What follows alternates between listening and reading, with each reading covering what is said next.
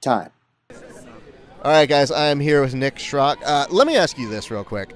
You are referred to as a moose. Yes. Where did that nickname come from? That nickname is actually very old. It comes from, doesn't have a great backstory. It's just when I was a blue belt, I was training with one of the upper belts, and he's like, man, he goes, it just feels like I'm rolling with a moose. And then after we went out to like the Pans one year, it just kind of stuck. You know, it just, a black belt of ours really pushed it, and then if upper belts do, so that kind of. I like that at 5 they were pushing like Hulk versus Moose, Yeah. and when I hear it, when they like try to use that voice with it, it made it sound like you're essentially like a Rocky and Bullwinkle character. Oh, that's funny. So I had a slight moment, but well, first of all, let's give a lot of credit to your fantastic jiu-jitsu. We're you. big I fans of appreciate you here over at the podcast. You come from a great lineage, obviously the Hibero. Mm-hmm. What is it like to be coached by him as all of that is going on? It's amazing. It really is. So, Saulo and Shanji both coach me all the time, but Saulo is just, man, he takes it to the next level. Because it's not just what he's saying during the match, which is just flawless advice, from one of the best jiu-jitsu practitioners to ever live.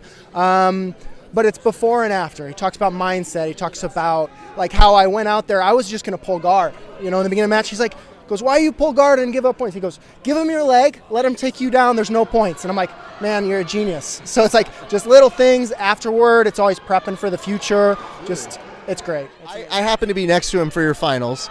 Spoiler if you haven't seen, made it to the finals, runner-up for his weight division. But when he was there the whole time, it was a very intense amount of coaching. Yeah. And I just wonder what it is like to be on the other side in your shoes as you hear this. Is there sometimes when he's yelling out something that you just go, I'm trying, hold on? I think earlier, I used to get like that, but now it's taken through a filter of what can I do, right? Because Saulo can do things the rest of us can't, so I'm trying to apply as much as I can, trying to get inside his head and kind of filter it through to channel Saulo into me. So it's just trying to take it, go in there. It's like, oh, right leg forward, circle right. Well, when I always circle left, but he's in his head, he knows I should circle right because I don't have an arm, right? Yeah, let's talk about that because, okay, for those of you who may not have seen this finals match, at one point your arm seemed to kind of give out a little bit, and when that happened, it looked like it went numb. Like you had like a Jim Carrey-esque physical comedy, like, oh. Starting to get numb. And when that happened, you then started trying to Mel Gibson Lethal Weapon your arm back into place. So you started the windmill, and then at one point I think I saw you just kind of like try to shrug it into life.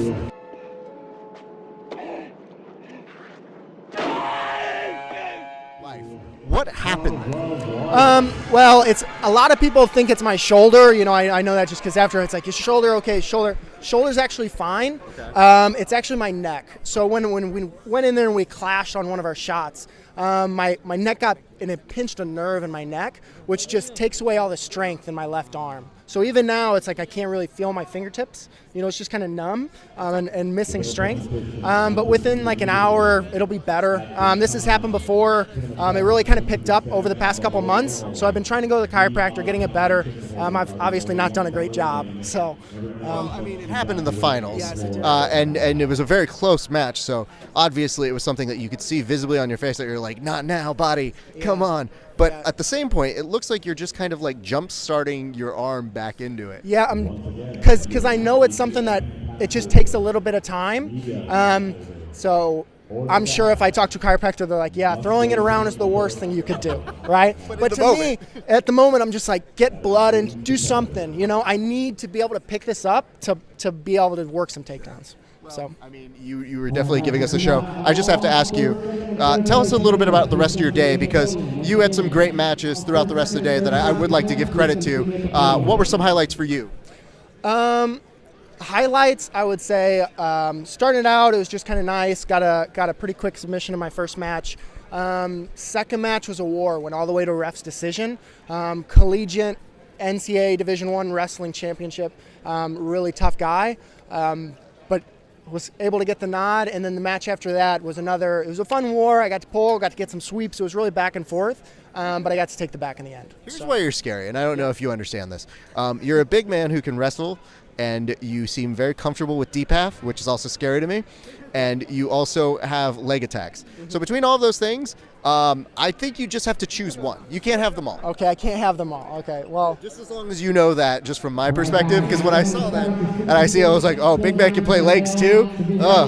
Oh, my own legs start to... Yeah, and you say big man. I think you say that just because it was 99, and Saulo yelled at me. I'm saying this because look at the two of us. In many definitions, people would say we're supposed to look similar, but we do not.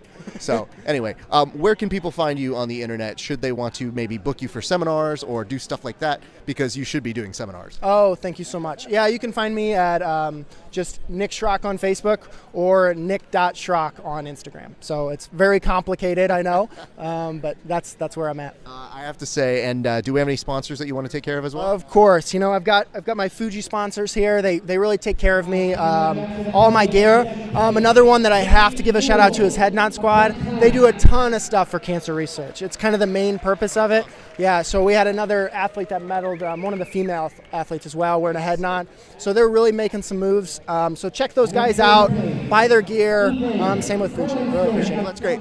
Listen, I could do this all day with you because you're just wonderfully smiley, but they're about to go ahead and call you up, I'm pretty sure, in a second. Perfect. So I just want to say thank you so much. Thank you so much. Keep it locked. Guys, appreciate it. Keep it locked here at verbaltapcast.com for more information, you guys.